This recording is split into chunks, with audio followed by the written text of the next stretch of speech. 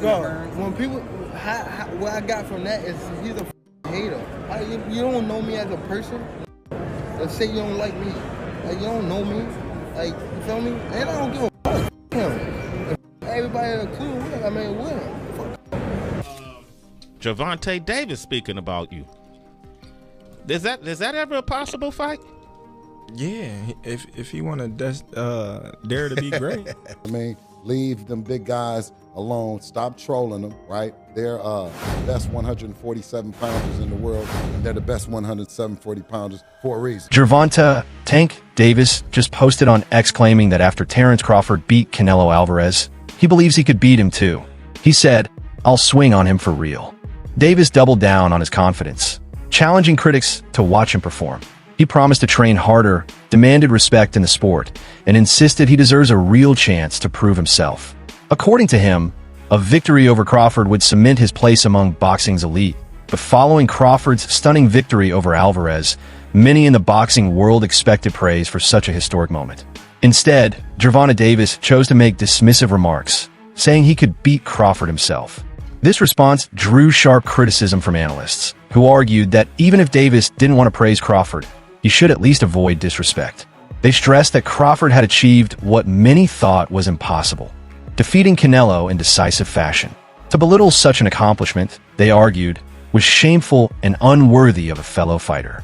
Dominated a first ballot Hall of Famer, a 4-division champion, a 2-time undisputed super middleweight, and was the reigning undisputed 168-pound super middleweight world champion.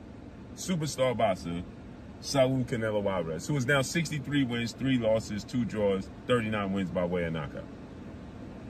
And Gervonta "Tank" Davis, I'm not even going to read off his accolades, because what he did is just nasty work. And this is your king that y'all be praising. Gervonta "Tank" Davis, instead of applauding the accomplishments, just tip your hat. Just tip your hat. Hey, salute. And if you don't want to salute him, guess what? Just don't say nothing.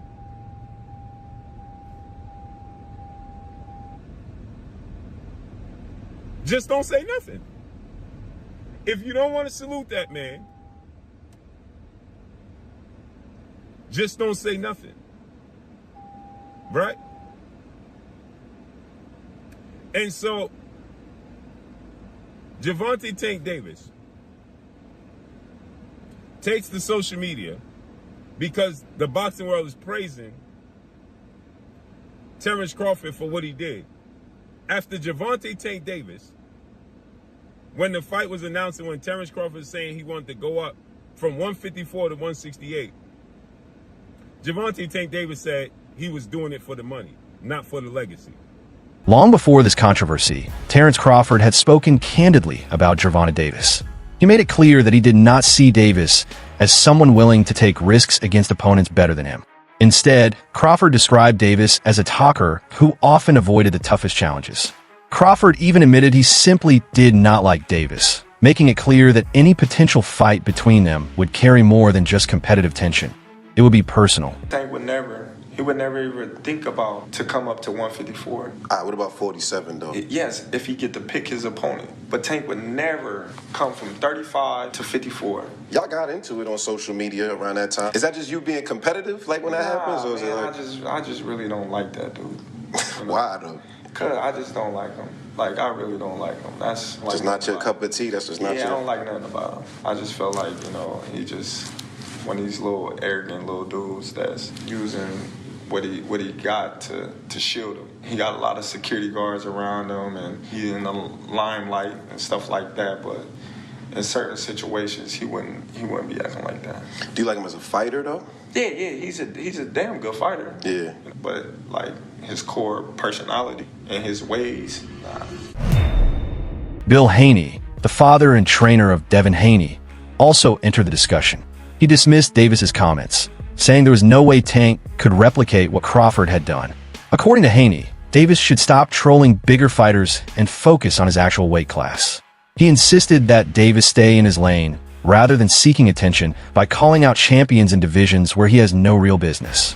For Haney, Davis's remarks were nothing more than a publicity stunt. Gotta ask your thoughts on Tank saying he'd knock out Terence in 6 rounds. You think he was playing, trolling, what? Selling tickets to his new fight? Was that like his tweets? Like he's he said it on video. Huh? He said audio. He said it. He's like, if I tap that chin, you know he chinny. Listen, Terence has already hired us for any of the little guys.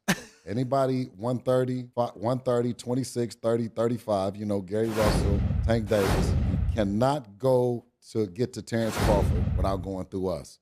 Rolly Romero, leave Earl Spence alone. You see what I'm saying? You come over here and you get that ass whipping too. You know what I mean? Leave them big guys alone. Stop trolling them, right? They're the best 147 pounders in the world, and they're the best 140 pounders for. Spoke with passion when discussing Terence Crawford's victory over Canelo Alvarez, describing it as one of the most important achievements in modern boxing. He emphasized that Crawford has absolutely nothing left to prove after accomplishing something that hadn't been done in generations. Hackett reminded everyone that no fighter since the days of Bob Fitzsimmons and Henry Armstrong had risen through weight classes and dominated an opponent as highly regarded as Canelo.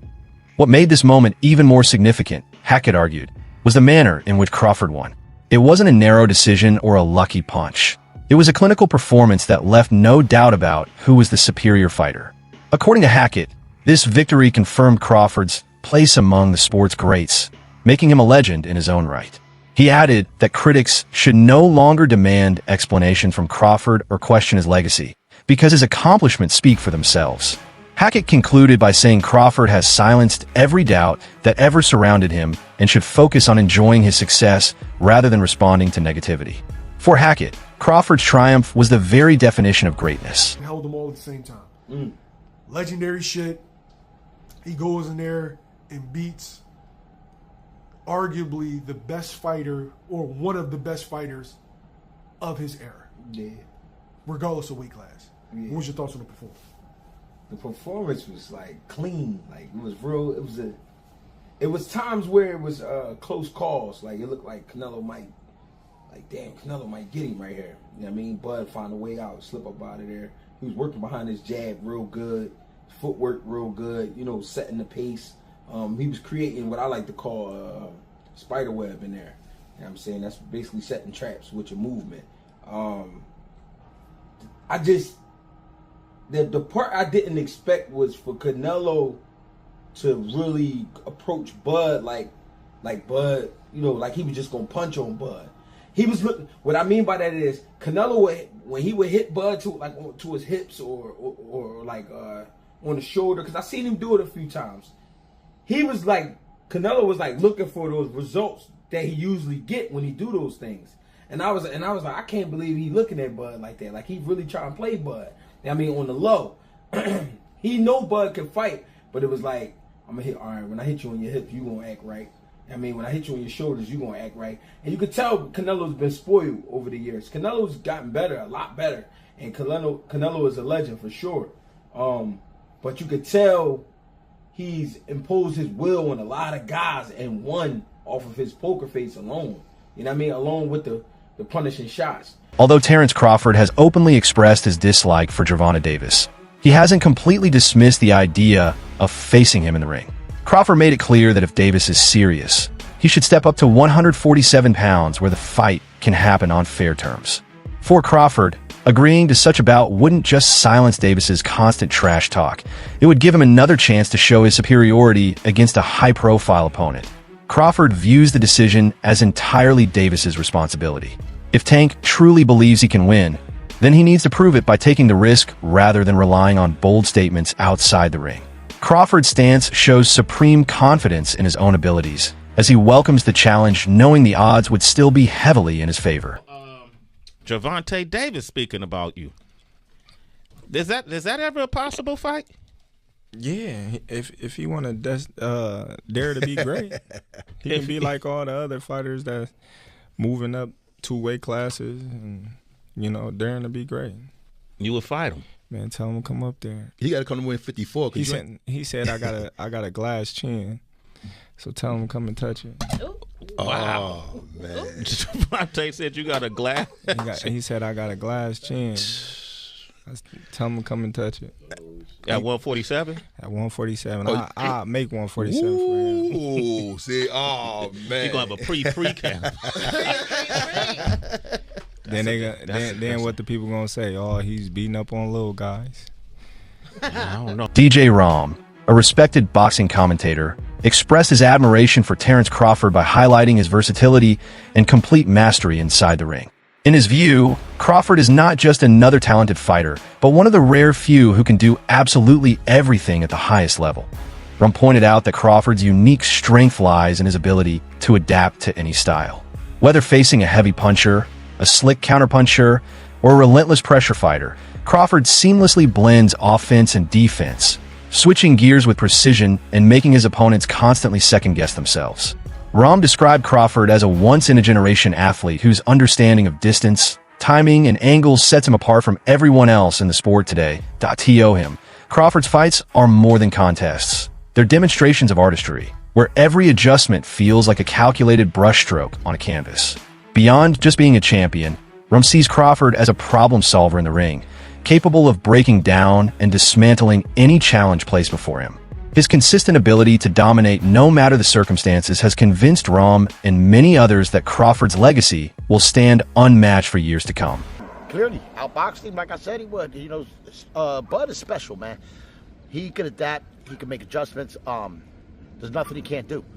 I was a little worried because in the beginning when the fight was announced, because of Canelo's power, Bud coming up, they're like, oh, he come up 2 weight classes. I consider it, he came up 3, because he only had 1 fight at 154. Yeah, 1 fight at 54. Yeah, right. So I feel like it's 3 weight classes in 2 fights. Right. Yeah. So with that right there, that was a big thing, because Canelo is strong. Canelo does hit hard, he got power, and he's comfortable at 168. You understand what I'm saying? More comfortable. I didn't know if the weight was going to do something to Bud, but I know there was ways that he could outbox him easily. He did it. Towards the closer to the fight date, I changed my stance on it and leaned more to Bud, which was a good thing because my prediction was right yesterday on it, and he just outboxed him, outclassed him. He showed people. And I think he still followed a bit of the Mayweather blueprint. You know, Canelo has to plant his feet all the time to throw off his power, let off his power shots. He has to just make that quick stop, real quick, like a millisecond. That's all Bud needs to move out the way. Bud sets him up to get a reaction. By the time Canelo goes to throw that punch, Bud slips to the side and catches him that way. It's too late. You know what I mean, for Canelo to his planning of the feet to throw his power punches. If more people figure that out and really take that into consideration in their training camps, I think he would have more losses. But a lot of them fear the power, like a skull. Even after accomplishing something so rare, analysts observed that many fans and commentators were still reluctant to give Terence Crawford full credit. They argued that part of this was due to favoritism toward Canelo Alvarez, who has long enjoyed widespread admiration, especially in Mexico. Meanwhile, Crawford, as an African-American fighter, has often faced unfair bias. For critics, this showed the reaction to Crawford's victory was about more than just boxing. It reflected broader issues of popularity, race, and perception in the sport.